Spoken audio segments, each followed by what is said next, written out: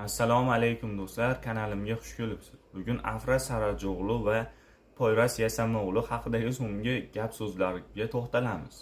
Ijtimoiy tarmoqlarda tarqalgan ayrim suratlar yana muxlislar orasida qizg'in muhokamalarga sabab bo'lyapti.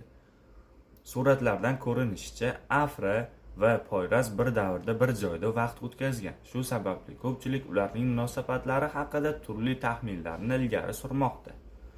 Ammo birga ko'rinish berishning o'zi hali munosabat borligini isbotlamaydi. Ma'lum bo'lishicha, ular umumiy do'stlar orqali tanish bo'lib, bir necha bor bir guruh davrada uchrashgan. Shu bois faqat bir nechta suratga qarab aniq xulosa chiqarish qiyin.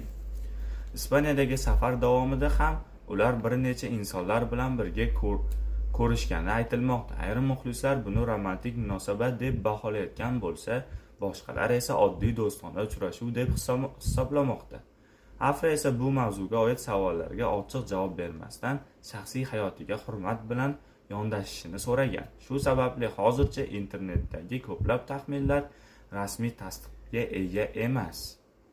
Mashhur insonlar ko'pincha hamkasblari yoki do'stlari bilan birga ko'rinish beradi. Bunday holat har doim ham sevgi munosabatlarini anglatmaydi.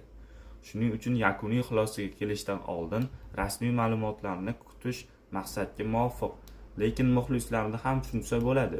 Chunki Afra Sarajoğlu bilan ikkita aktyor hamkasb bo'lib, ikkovi ham sevishib ketgan. Lekin bunisi haqiqatga yaqin emas.